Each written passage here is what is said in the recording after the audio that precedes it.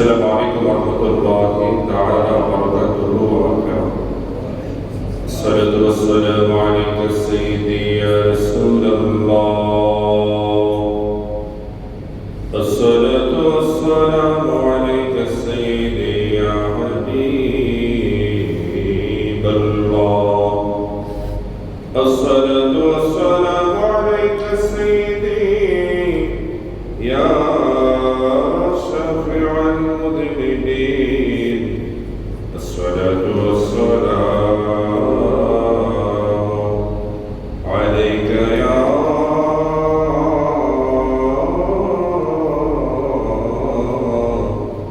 رحمة للعالمين.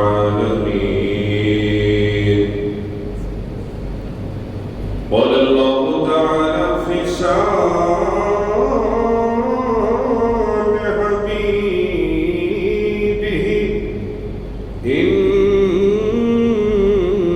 الله وملائكته يصلون على النبي يا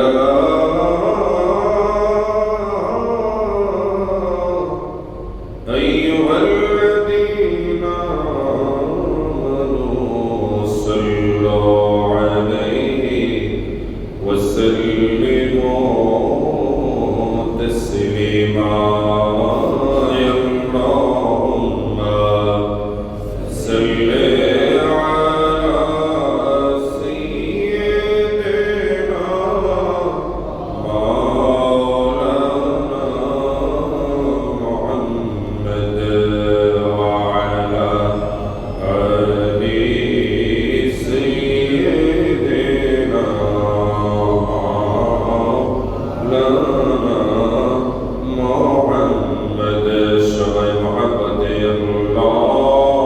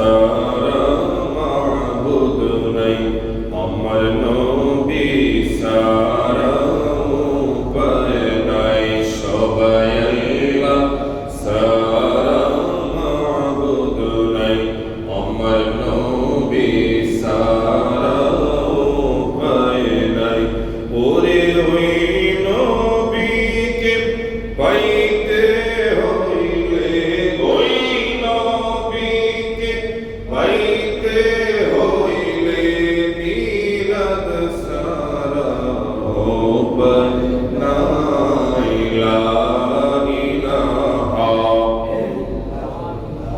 जोरे ला इलाहा ला शब्द ला इलाहा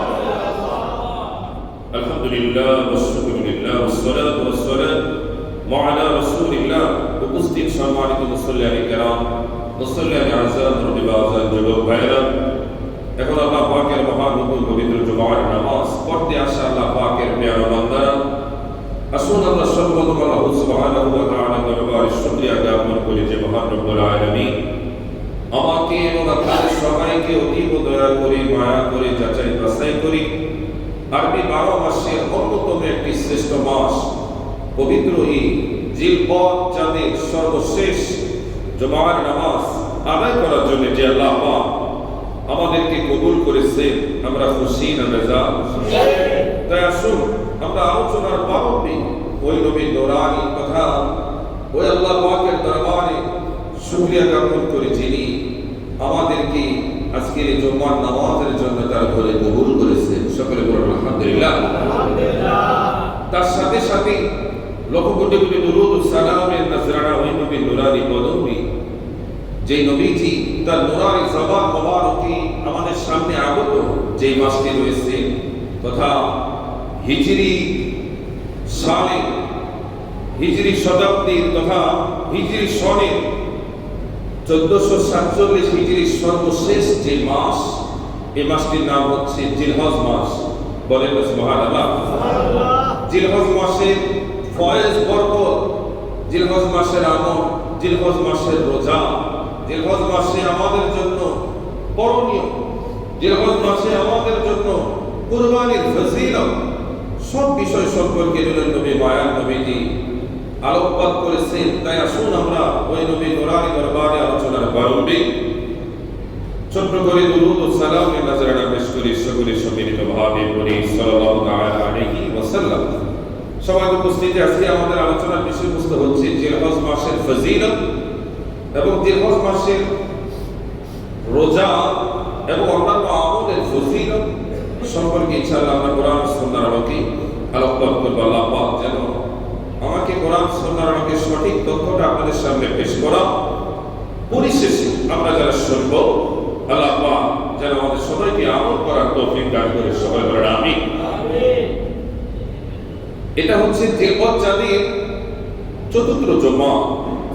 আজকে হচ্ছে 26 তারিখ, আর আল্লাহ চাহে তো হয়তো বুধবার থেকে, যদি 29 হয় তাহলে মঙ্গলবার থেকে, আর যদি 30 হয় তাহলে আগামী বুধবার থেকে আল্লাহ চাহে তো জিলহজের 1 তারিখ হবে। সকলে বলুন মারহাবা। যেদিন হোক আল্লাহ পাকের ইচ্ছা আমরা প্রস্তুত রয়েছি। তো জিলহজ, এই জিলহজ আলোচনা করার আগে আমরা একটু জিলহজ শব্দটা কি সেই বিষয় সম্পর্কে আমরা একটু জানি। জিলহজ এটা হচ্ছে আরবি শব্দ, এটার মধ্যে দুইটা শব্দ। বলেন না সুবহানাল্লাহ। একটা হচ্ছে জুল আর একটা হচ্ছে হাজ। জুল মানে হচ্ছে অধিকারী, এটার আরেকটা মিনিং পাওয়া যায় ধারক, আর হজ মানে হচ্ছে ইচ্ছা পোষণ করা, ইরাদা করা, বা আল্লাহর জন্য নির্দিষ্ট মাসসমূহে তার ঘর থেকে খানায় কাবা তওয়াফ করা, সোনার মদিনা জিয়ারত করা, ওই জায়গায় বিচরণ করা, হজের প্রত্যেকটা হুকুমগুলো পুঙ্খানুপুঙ্খানুভাবে আদায় করা, এটাই হচ্ছে হজ। বলেন না সুবহানাল্লাহ।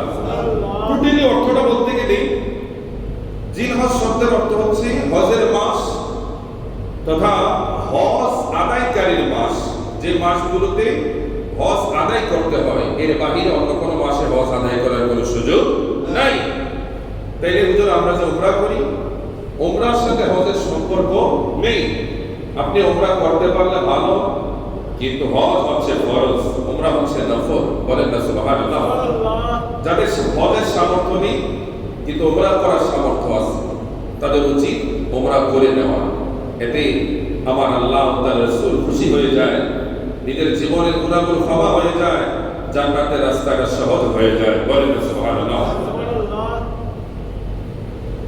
সময় উপস্থিতি হজের সম্পর্কে তথা জিলহজ মাস, এই মাসটা এমন একটা মাস যে মাসের অনেক ফজিলত রয়েছে। তার মধ্যে উল্লেখযোগ্য হচ্ছে জিলহজের 1 তারিখ থেকে 10 তারিখ, 1 তারিখ থেকে 10 তারিখ, এই 10টা দিনের ফজিলত অনেক গুরুত্ব। সেই বিষয় সম্পর্কে আল্লাহ পাক মহাগ্রন্থ আল কোরআনের অন্যতম সূরা 30 পারায় রয়েছে সূরা ফজর এর 1 এবং 2 নম্বর আয়াতে আল্লাহ পাক কি আলোচনা করলেন আমরা একটু শুনি। রব্বুল আলামিন মহাগ্রন্থ আল কোরআনের সূরা ফজরের শুরুতে আলোচনা করলেন। আল্লাহ পাক বললেন والفجر وليال عشر আল্লাহ তাআলা বলেন ওয়াল ফজরের শপথ ওয়ালায়ালিল আশর 10 রাত্রির শপথ। এবার এই আয়াতের তাফসীর করলেন নবীজির প্রিয় সাহাবী নবীজির চাচাতো ভাই হযরত আব্বাসের সন্তান ইবনে আব্বাস রাদিয়াল্লাহু তাআলা আনহু এবং হযরত মুজাহিদ ও হযরত ইকরাম রাদিয়াল্লাহু তাআলা আনহু থেকে বর্ণিত তারা বর্ণনা করেন সূরা ফজরের দ্বিতীয় আয়াতে আল্লাহ তাআলা যে বললেন ওয়ালায়ালিল আশর এই ওয়ালায়ালিল আশর তার আল্লাহ তাআলা যে 10 রাত্রির কথা আলোচনা করলেন ওই 10 রাত্রি হচ্ছে জিলহজ মাসের প্রথম 10 রাত্র। বলেন না সুবহানাল্লাহ। জিলহজ মাসের প্রথম 10 রাত্র। অন্য আয়াতে আল্লাহ তাআলা বলেন ওয়াযকুরুল্লাহা ফি আইয়ামিন মা'লুমাত। এই আয়াতে ইবনে আব্বাস বলে আইয়ামিন মা'লুমাত এর দ্বারা আল্লাহ তাআলা জিলহজ মাসের প্রথম 10 দিনকে বুঝিয়েছেন। বলেন না সুবহানাল্লাহ। এক আয়াতে 10 রাত্রির কথা আর এক আয়াতে 10 দিনের কথা। বলেন না সুবহানাল্লাহ। প্রিয় হাজিরিন এবার একটু আমার দিকে তাকান। মহাগ্রন্থ কোরআনের অন্যতম সূরা সূরা হজ। আল্লাহ তাআলা হজ নামে একটা সূরা নাযিল করলেন। সূরা হজের 28 আয়াতে রব্বুল আলামিন বললেন ওয়াযকুরু ইসমাল্লাহি ফি আইয়ামিন মা'লুমাত। বলেন আল্লাহু আকবার। আল্লাহ পাক বলেন এই যে এই আয়াতের মাধ্যমে সাহাবায়ে কেরামগণ তাফসীর করলেন। জমহুর উলামাদের মধ্যে এই যে আয়াতের কথা আল্লাহ তাআলা সূরা হজের 28 আয়াতে আল্লাহ তাআলা যে আলোচনা করলেন ওই আলোচনা দ্বারা জিলহজ মাসের প্রথম 10 দিনের কথা আমার আল্লাহ তাআলা আলোচনা করলেন। বললেন সুবহানাল্লাহ। তাহলে সূরা ফজরের 10 রাত্রির কথা, সূরা ফজরের 10 রাত্রির কথা এবং সূরা হজের 28 আয়াতে আল্লাহ পাক তথা জিলহজের প্রথম 10 দিনের কথা আলোচনা করলেন। এবার আসুন আমরা একটু হাদিস শরীফের দিকে যাই। আল্লাহ কোরআনের পরে তথা মহাগ্রন্থ আল কোরআনের পরে জমিনে যেই কিতাবটার দাম সবচেয়ে বেশি ভাইরা আমার ওই কিতাবটার নাম হচ্ছে বুখারী শরীফ। সবাই বলেন কি শরীফ? বুখারী শরীফ। বুখারী শরীফের মধ্যে আল্লাহর নবীর প্রিয় সাহাবী হযরত ইবনে আব্বাস রাদিয়াল্লাহু তাআলা আনহু থেকে বর্ণিত তিনি বলেন প্রিয় নবীজি সাল্লাল্লাহু তাআলা আলাইহি ওয়াসাল্লাম ইরশাদ করেন قال ما عمل في ايام افضل منها في هذه জিলহজ মাসের প্রথম 10 দিনের আমল অন্যান্য আমলের তুলনায় অনেক উত্তম। বলেন না সুবহানাল্লাহ। জিলহজ মাসের প্রথম কয় দিনের আমল? এই কথা বলেন না। কয় দিনের আমল? 10 দিনের আমল অন্যান্য দিনের আমলের তুলনায় কতটা বেশি? বেশি। এবার সাহাবীগণ জিজ্ঞেস করলেন ক্বালু ওয়ালা জিহাদ ইয়া রাসূলুল্লাহ ইয়া হাবিবাল্লাহ তাহলে কি জিহাদ উত্তম নয়? নবীজি বললেন ও প্রাণের সাহাবীরা রে ওয়ালা জিহাদু জিলহজের প্রথম 10 দিনের আমলের চাইতে জিহাদ উত্তম নয়। তবে হ্যাঁ জিহাদ উত্তম। জিহাদের ক্যাটাগরি আছে নবীজি বর্ণনা করে দিলেন সাহাবীরা রে ওই ব্যক্তির জিহাদ ওই ব্যক্তির কথা আলাদা স্বতন্ত্র যে ব্যক্তি নিজের জান এবং মাল ঝুঁকিতে নিয়ে জিহাদ করে এবং জিহাদ করার পরে সে যখন জীবিত অবস্থায় ফিরে তার মাল কিছুই থাকে না আর যদি সে মারা যায় তার জানও শেষ মালও শেষ ওই ব্যক্তির জিহাদের অবস্থানটা একটু আলাদা। বলেন আল্লাহু আকবার। আল্লাহ তাআলা যেন আমাদেরকে এমন জিহাদের মর্যাদা নিয়ে জমিন থেকে শাহাদাতের মর্যাদা নিয়ে বিদায় নেওয়ার তৌফিক দান করে সকলে বলেন আমিন। এবার আসেন আল্লাহর নবীর প্রিয় সাহাবী হযরত আবু হুরায়রা রাদিয়াল্লাহু তাআলা আনহু থেকে বর্ণিত ইবনে রজব হাম্বলি তিনি বর্ণনা করেন নূরের নবী মায়ার নবীজি তার নূরানী জবান মোবারকে ইরশাদ করেন জিলহজ মাসের প্রথম 10 দিনের ইবাদত হচ্ছে আল্লাহর কাছে অন্য কোনো ইবাদত আর প্রিয় হতে পারে না। সবাই বলে সুবহানাল্লাহ। এবার নবীজি বললেন উম্মতেরা ওই দিনগুলোতে রোজা রাখলে পুরো 1 বছর রোজা রাখার সওয়াব দেখে আল্লাহ জোরে বলেন সুবহানাল্লাহ। শুধু তাই নয় ওই রাতগুলোতে যদি ইবাদত করা হয় তাহলে অন্যান্য তথা লাইলাতুল কদরে রজনীতে ইবাদত করলে যে সওয়াব পাওয়া যায় ওই রজনীতে ইবাদতকারী আমলনামায় আমার আল্লাহ এই সওয়াব দিয়ে দেন। এবার আসেন হযরত আনাস ইবনে মালিক রাদিয়াল্লাহু তাআলা আনহু থেকে বর্ণিত তিনি বর্ণনা করেন হযরত আনাস রাদিয়াল্লাহু তাআলা আনহু তিনি বলেন জিলহজ মাসের প্রতিটি দিন হচ্ছে অন্য মাসের 1000 দিনের সমান। বলেন না সুবহানাল্লাহ। জিলহজ মাসের প্রতিটি রাত হচ্ছে অন্যান্য মাসের 10,000 এর সমান। বলেন না সুবহানাল্লাহ। শুধু তাই নয় আল্লাহর নবী সাহাবী হযরত আনাস বললেন জিলহজের প্রতিটি দিন অন্যান্য দিনের 1000 দিনের সমান। কিন্তু 10 জিলহজের মধ্যে এই 10টি তারিখের মধ্যে একটা স্পেশাল তারিখ আছে। এই তারিখটা হচ্ছে 9 জিলহজ। সবাই বলে কয় জিলহজ? 9 জিলহজ। 9 জিলহজ যে বান্দা রোজা পালন করে কথা আমল করে ওই বান্দার আমলনামায় আল্লাহ পাক 10,000 দিনের আমল দিয়ে দেন। জিলহজের 10টা দিন স্পেশাল, একটা দিন 1000 এর সমান। কিন্তু 9 জিলহজের বিষয়টা একটু ব্যতিক্রম। ওই দিনটা 10,000 দিনের সমান বানিয়ে দিয়েছে কে? আল্লাহ। বলেন না সুবহানাল্লাহ।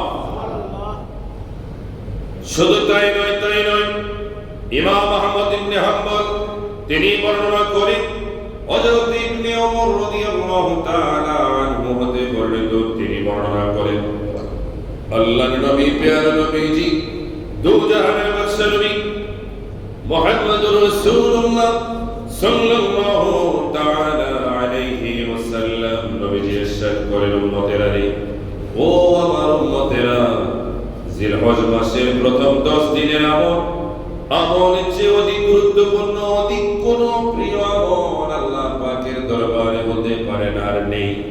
অর্থাৎ এই দিনগুলো আল্লাহ পাকের কাছে বছরের অন্যান্য দিনগুলো চাইতে বেশি প্রিয়। বলেন আল্লাহু আকবার। আবার আল্লাহর নবীর প্রিয় সাহাবী হযরত জাবের রাদিয়াল্লাহু তাআলা আনহু হতে বর্ণিত তিনি বলেন নবীজি ইরশাদ করেন আল্লাহ পাকের নিকট জিলহজ মাসের প্রথম 10 দিনের ফজিলত সব চাইতে বেশি, এত বেশি, কেননা মাসসমূহের মধ্যে সম্মানের দিক থেকে জিলহজ মাস আল্লাহ পাকের কাছে অন্যতম সম্মানিত। বলেন না সুবহানাল্লাহ। নবীজির প্রিয় সাহাবী আবু সাঈদ খুদরি বলেন নবীজির উম্মতেরা হে আল্লাহর নবীর উম্মতেরা তোমরা শোনো নবীজি ইরশাদ করেন রমজান মাস সকল মাসের সরদার। রমজান মাস হলো সকল মাসের, সবাই বলেন সকল মাসের সরদার।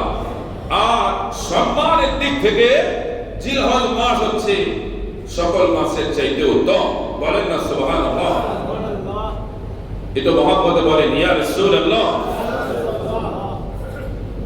এবার অলিকুলের সম্রাট হুজুরে গাউসে পাক আব্দুল কাদের জিলানী রাদিয়াল্লাহু তাআলা আনহু আল হাসানী ওয়াল হুসাইনী জিলহজ মাসের প্রথম 10 দিনের ফজিলত এবং গুরুত্ব আমল সম্পর্কে হুজুরে গাউসে পাক তিনি ইরশাদ করেন তথা হুজুরে গাউসে পাক বুনিয়াদুত তালিবিনের মধ্যে বলেন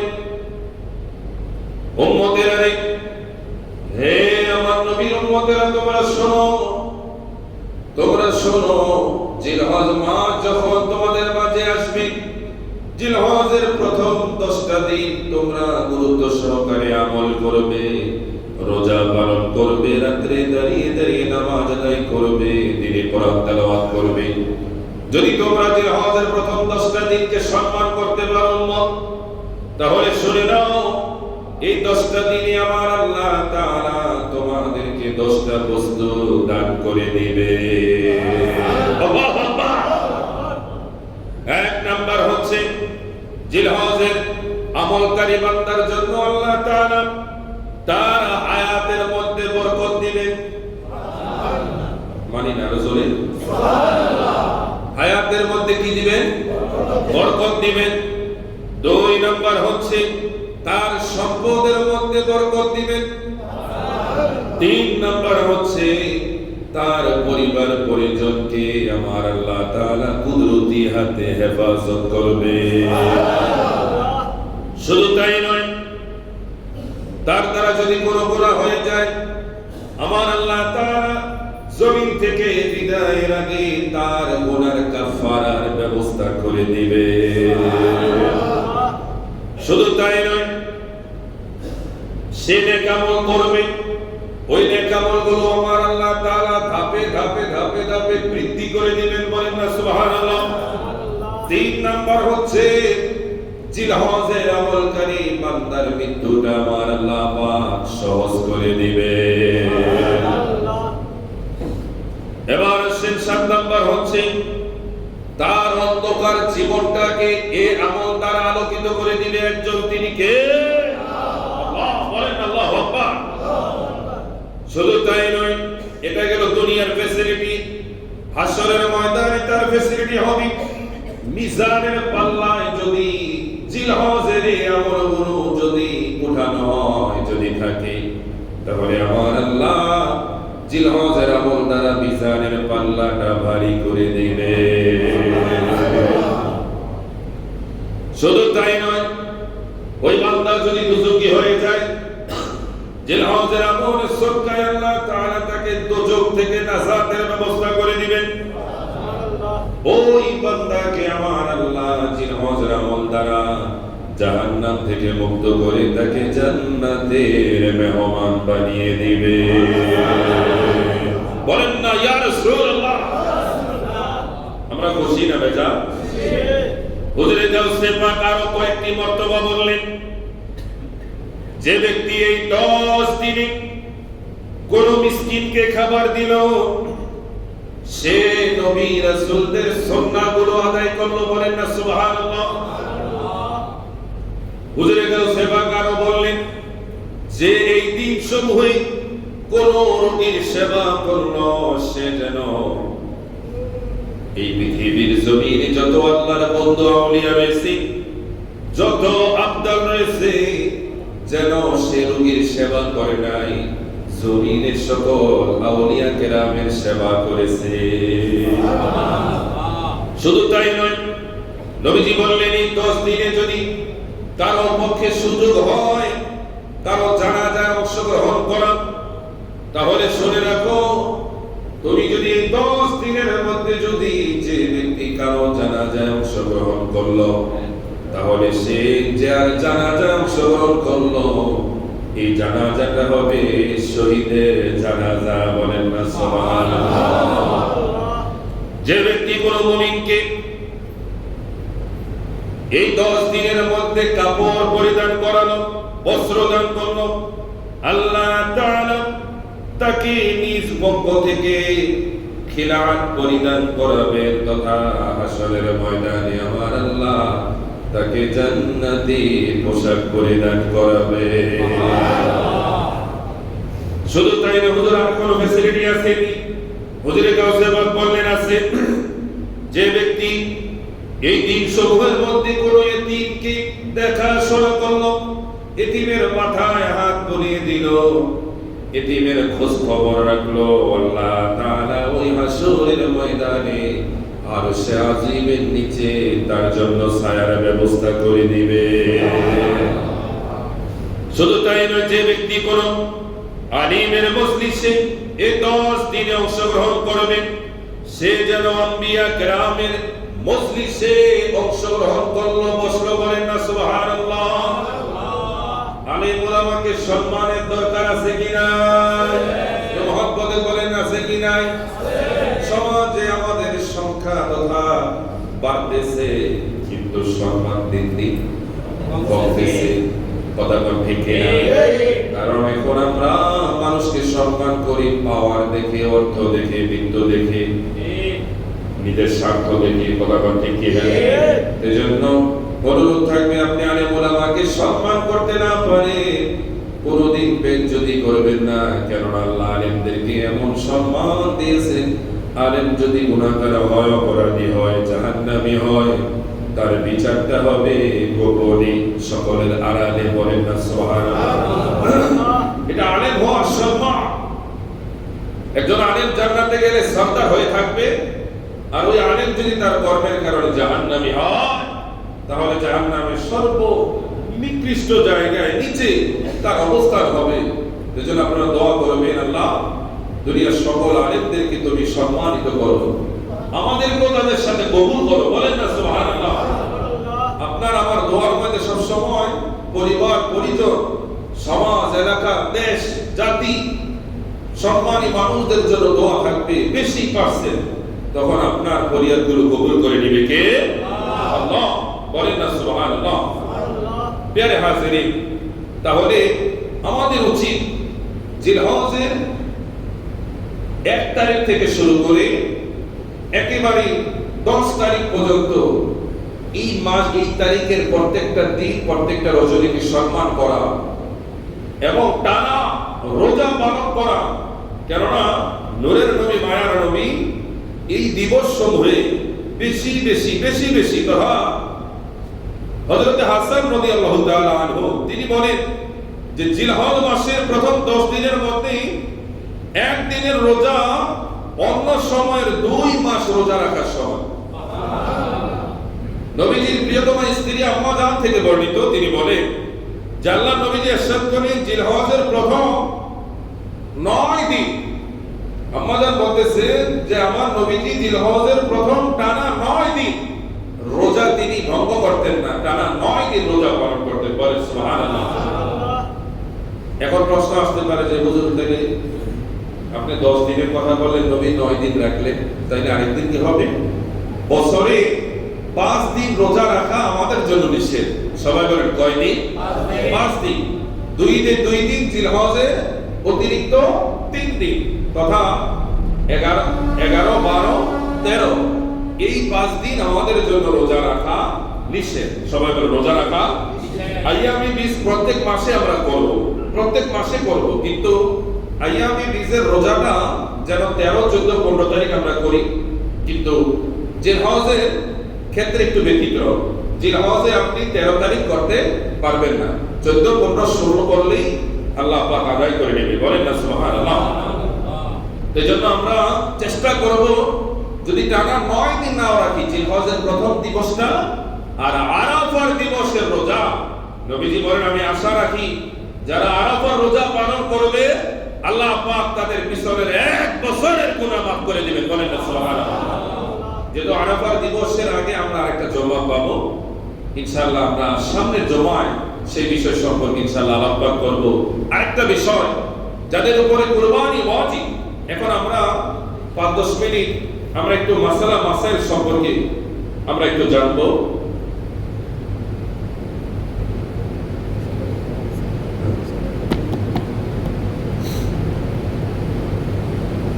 যাদের উপরে কুরবানি ওয়াজিব তারা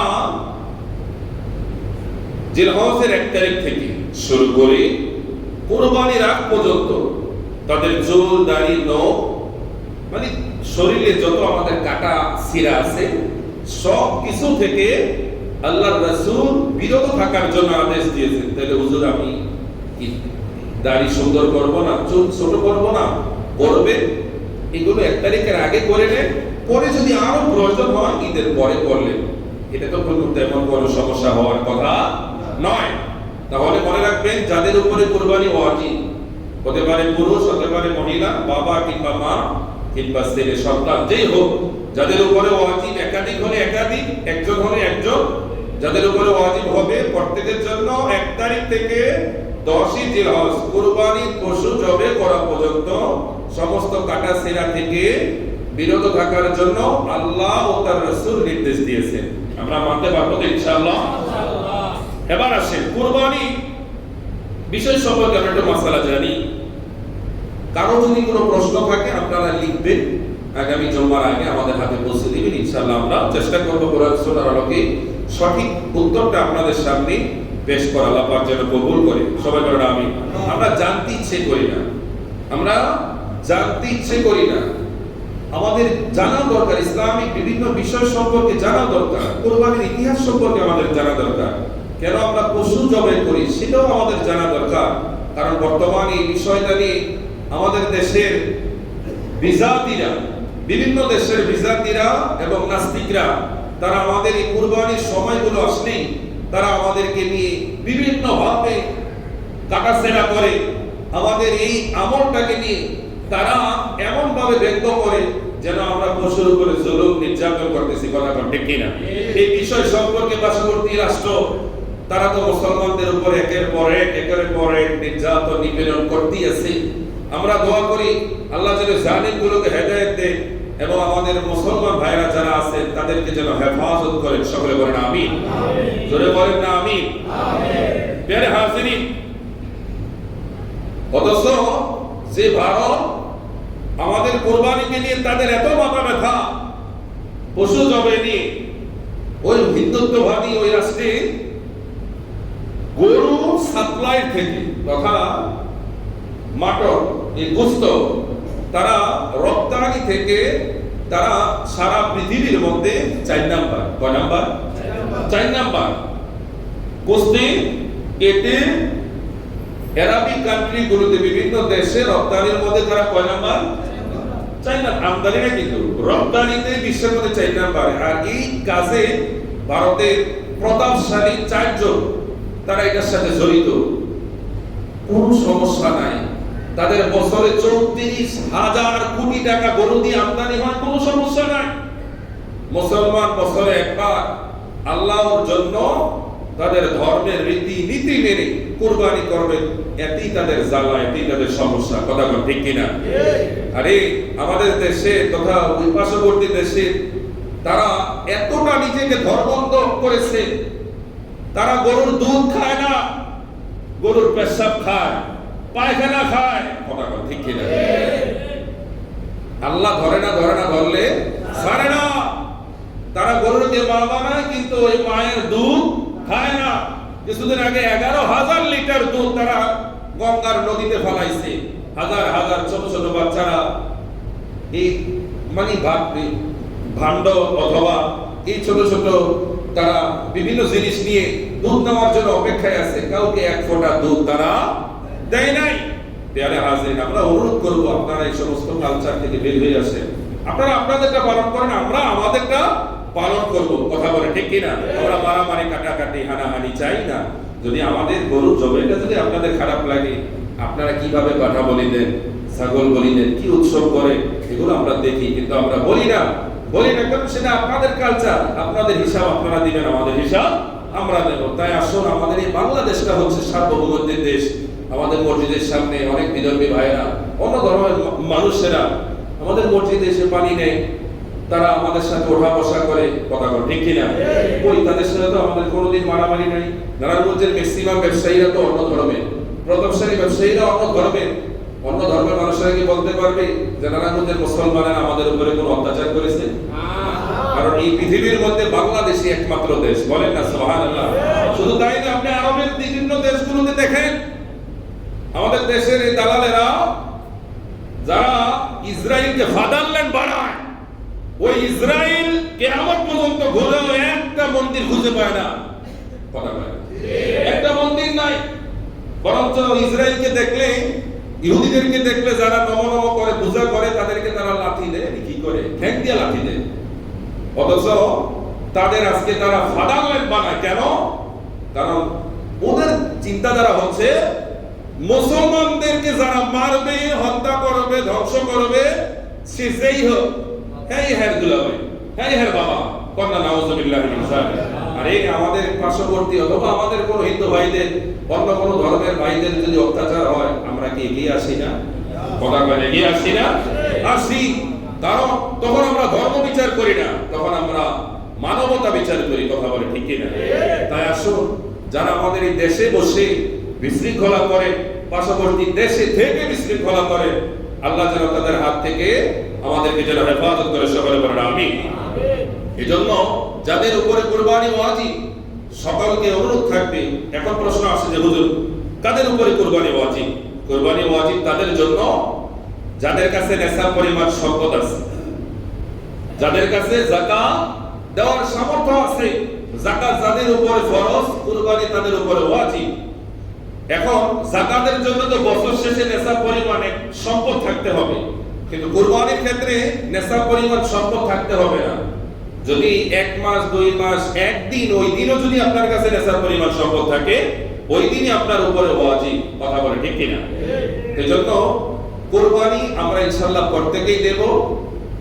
এবং কুরবানি যখন আমরা দেব, পশুটাকে আমরা আসলে, কুরবানিটা তো শুধু না পশু জমে করলাম, এটি কুরবানি আদায় করলাম, 1 লাখ, 2 লাখ, 5 লাখ, 10 লাখ, 20 লাখ টাকা দিয়ে আমরা কুরবানি করলাম, ফুটানি দেখাইলাম, এত মন গোস্ত হলো, সোশ্যাল মিডিয়াতে প্রচার করলাম। এই যে বিভিন্ন ভাবে আমরা আসলে প্রচার করি, মূলত কুরবানিটা শুধু পশু জমে নয়, এটা বাহ্যিক, কিন্তু এটা অভ্যন্তরীণ হচ্ছে আমার আপনার ভিতরে একটা পশু আছে। মানুষ তার কর্মে শ্রেষ্ঠ হয়, মানুষ তার কর্মে নিকৃষ্ট হয়। কথা ঠিক কিনা? মানুষ তার কর্ম দ্বারা ফেরেশতা হয়ে যায়, তার চেয়েও বেশি উপরে চলে যায়। আবার মানুষ তার কর্ম দ্বারা নিকৃষ্ট, জালিম, এর চাইতে আর কি, জানোয়ারের চাইতে বেশি নিকৃষ্ট হয়ে যায়। আছে কি নাই? বর্তমানে বলেন আছে কি নাই? আমাদের দেশটা বর্তমানে কেমন জানি হয়ে গেছে। ছোট ছোট 4 বছর, 3 বছরের মেয়েরা রেপিস্ট হচ্ছে, বুড়িরা পর্যন্ত, বয়স্ক মানুষ পর্যন্ত বাঁচায় না। আছে কি নাই? প্রকাশ্যে অন্যায় হচ্ছে, অপরাধ হচ্ছে, চিন্তায় হচ্ছে, ডাকাতি হচ্ছে, লুট, যা খুশি তা হচ্ছে। এই ধরছে, এই ছাড়ছে, এই ধরছে, এই ছাড়ছে। আছে কি নাই? তো এই জন্য কিছু কিছু অপরাধের শাস্তি যদি এই দেশে প্রকাশ্যে হতো, তাহলে অপরাধীরা অপরাধ করার আগে দ্বিতীয়বার চিন্তা করতো। কথা বলে ঠিক কিনা? এজন্য যারা আইন শৃঙ্খলা দায়িত্বশীল আছে, আল্লাহ যেন তাদেরকে মানে সময় দেয়, তারা যেন কোরআন সুন্নাহ মোতাবেক যেন অপরাধের বিচার করে। তাহলেই দেখবেন আমরা শুধু নামে নয়, আমরা যদি কামে পরিণত হতে পারি, তাহলে এই দেশে আমাদের উপরে রহমত বর্ষণ করবেন কে? আল্লাহ। কারণ এই জমিন আমরা মুসলমান এমনি হয় না, আউলিয়া কেরামের 360 আউলিয়ার সদকায় হয়েছে। কথা বলে ঠিক কিনা? পীর মাশায়েখের সদকায় হয়েছে। এই জন্য ভুলে গেলে চলবে না, চলবে না। ইতিহাস ভুলে গেলে চলবে না। আমরা ইতিহাস ভুলে গেলে চলবে না। আউলিয়া কেরামের অবদান এই দেশের জন্য আছে কি নাই? সবাই বলেন না, আছে কি নাই? এজন্য যাদের উপরে কুরবানি ওয়াজিব, অবশ্যই আপনারা কুরবানি করবেন, চেষ্টা করবেন পশুটাকে একটু আগে কেনার জন্য, আগে কেনার জন্য, একটু যত্ন ভালোবাসা দেওয়ার জন্য। যে পশুটাকে আপনি জবে করলেন, এই পশুটার দেহ থেকে রক্ত পড়াটা যেন আপনার ভিতরে একটা অনুশোচনা হয়, একটু যেন আবেগ হয়। আমি এই পশুটাকে জবে করলাম আল্লাহর জন্য, আল্লাহ এর সাথে সাথে আমার ভিতরের পশুটাকেও তুমি কুরবানি দিয়ে দাও। বলেন না আমি? আমরা আমাদের ভিতরের পশুকে জবে করতে চাই কি চাই না? সবাই বলেন না, চাই কি চাই না? হাসরের ময়দানে একদিকে জান্নাতি, আরেকদিকে জাহান্নামী থাকবে। জান্নাতীরা চিন্তা করবে, ঈদে আমরা জান্নাতে যাব না জানি, কিছুদিন পরে যদি আমাদের মৃত্যু হয়, তাহলে তো আমাদের সুখটা বেশি দিন স্থায়ী হবে না। আবার জাহান্নামীরা চিন্তা করবে, হায় হায় জাহান্নামে হয়েছি, হয়তো আমি একবার শাস্তি পেলে, মরে গেলে আমার শাস্তি শেষ। এরকম একটা টেনশনের মধ্যে উভয় দল থাকবে। তখন আল্লাহ পাক 2 জন ফেরেশতাকে পাঠাবেন একটা পশু জবে করার জন্য, একটা দুম্বা জবে করার জন্য। গোটা হাসরবাসী তাকিয়ে তাকিয়ে দেখবে তখন সবাই আশ্চর্য হয়ে যাবে, আজকে পশু জবাই হচ্ছে। তখন আল্লাহর পক্ষ থেকে আওয়াজ আসবে, পশুটা দেখতে পশু কিন্তু এটা পশু নয়, এটা হচ্ছে মৃত্যু। মৃত্যু জবে হয়ে গেল, আর জবে নয়। জান্নাতীরা জান্নাতে গেলে চিরস্থায়ী থাকবে, জাহান্নামীরা বারবার শাস্তির মাধ্যমে তাদের মৃত্যু হয়ে যাবে মনে হয়, কিন্তু হবে না। আল্লাহ আবার তাদেরকে সুস্থ করবেন, আবার তাদেরকে শাস্তি দিবেন, আবার তাদেরকে অসুস্থ মানে দুর্বল হয়ে যাবে, আবার তারা সুস্থ হয়ে যাবে। পরিশেষে যদি ঈমান থাকে তাহলে সে জান্নাতের ঠিকানা পাবে। তাহলে হাসরের ময়দানে মৃত্যুরও কি হয়ে যাবে? মৃত্যু হয়ে যাবে। সবাই বলে মৃত্যুরও কি হয়ে যাবে? মৃত্যু হয়ে যাবে। এজন্য আমরা চিরস্থায়ী জাহান্নামে যেতে চাই না জান্নাতে? সবাই বলেন জান্নাতে যেতে চাই কি চাই না? সবাই বলেন না আমিন। এজন্য যাদের কুরবানির সামর্থ্য আছে তারা কুরবানি করবেন, নিজের পশুটাকেও জবাই করবেন, নিজের ভিতরটাকেও জবাই করবেন, নিজে খাবেন, পরিবারকে খাওয়াবেন। সমাজে দুস্থ যারা বছরে একদিন গোস্ত চোখে দেখে না, তাদেরকে আপনারা খাওয়াবেন, পারবেন তো ইনশাআল্লাহ। এবং আমাদের এই দেশটাকে সবাই মিলে মিশে, কেউ অপরাধ করলে আমরা ঝাঁপিয়ে না পড়ে আমরা মোবাইলে ব্যস্ত হয়ে যাই। কথা বলেন, মোবাইলে ব্যস্ত হয়ে যায়। অপরাধী একজন ছুরি নিয়ে দাঁড়িয়ে থাকে, আমরা 20 জন যদি সামনে যায়, অপরাধী যত বড়ই হোক না কেন সে আমাদেরকে দেখে বিতাড়িত হবে। কথা বলে ঠিক কিনা? এজন্য অনুরোধ থাকবে, যে অপরাধ করে সেও অপরাধী, আর যে সামনে দাঁড়িয়ে ফেল করে তাকিয়ে প্রশ্রয় দেয় সেও কি একই অপরাধী। এজন্য আমরা নিজেরা অপরাধ করব না, অপরাধকে প্রশ্রয় দেব না। সবাই মিলেমিশে আমরা এই সোনার বাংলাদেশটাকে আমরা সামনের দিকে নিয়ে যাব। কথা বলে ঠিক কিনা? ভিন্ন ধর্মের মানুষ যারা আছেন, যদি তারা শুনে থাকেন আশেপাশে, আপনাদেরকে অনুরোধ থাকবে, আপনারা আপনাদের পার্শ্ববর্তী দেশের ভাইদেরকে বলেন, কেন তোমরা মুসলমানদের উপর অত্যাচার করতেছো? আমরা তো এই দেশের সবার সাথে ভালো আছি, কেন বাংলাদেশকে নিয়ে গুজব ছড়াও? এই বাংলাদেশের মধ্যে কোনোদিন কোনো জাতির উপরে কোনো আক্রমণ হয় না। তবে হ্যাঁ, অনাকাঙ্ক্ষিত যদি হয়ে থাকে সেটা হচ্ছে ভিন্ন কথা। দুই একটা ছোটখাটো ঘটনার জন্য গোটা দেশকে কলঙ্কিত করার কোনো রায় নাই। কথা বলে ঠিক কিনা? আল্লাহ পাক যেন আমাদের এই বাংলাদেশটাকে যেন কিয়ামত পর্যন্ত কবুল করে। সবাই বলেন আমিন। সবাই তো উপস্থিতি আমাদের এই ফকিরতলা জামে মসজিদে তথা এপ্রিল মাসের হিসাবটা একটু আপনাদের সামনে একটু পেশ করছি। এপ্রিল মাসে আমাদের আয় ছিল 1,01,209 টাকা। সবাই বলি মারহাবা। আমাদের ব্যয় ছিল 81,785 টাকা। তো প্লাস মাইনাস করে এখন আমাদের আয় হচ্ছে 19,424 টাকা এই মাসে জমা রয়েছে। ইনশাআল্লাহ সামনে মাসগুলোতে ইনশাআল্লাহ আমরা রক্ষা করবো। আল্লাহ পাক যেন কবুল করে, যারা আমরা পরে এসেছি 4 টাকা কাবলা জমা আমরা আদায় করে